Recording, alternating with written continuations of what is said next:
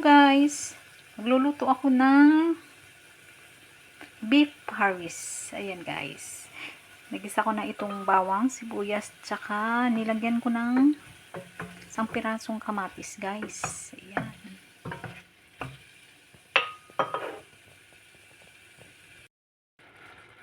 Ngayon naman guys, nailagay ko na yung karne ng baka. Puro laman po yan guys. Ayan.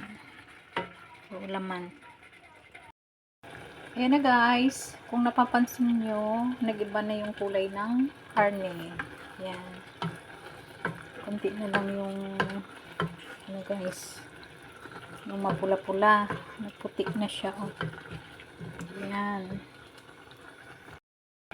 Ayan na guys, nag-complete color white na talaga yung karne. Ngayon mag-a-add ako ng toyo dito.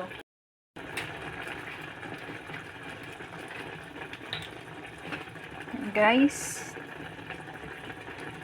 bulburan ko ng tuyo yan.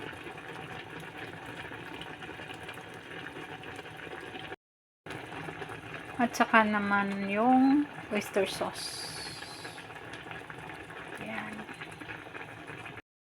Hahaluin lang guys.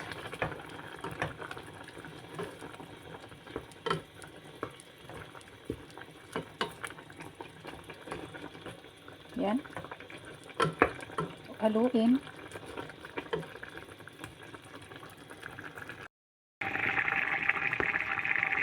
Maglalagay ako ng kaunting paminta.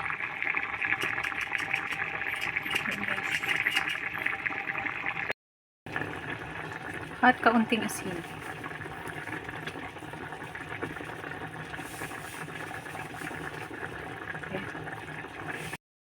At mag-add na rin ako ng kaunting tubig guys.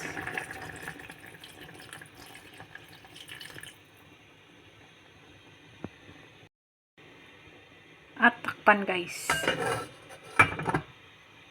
Palalambutin lang yung karne.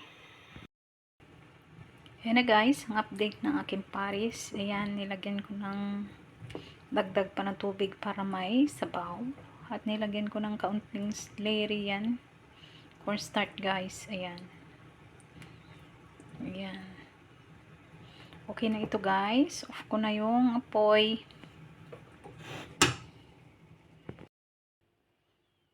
Ito na guys ang aking beef Paris. Ayan.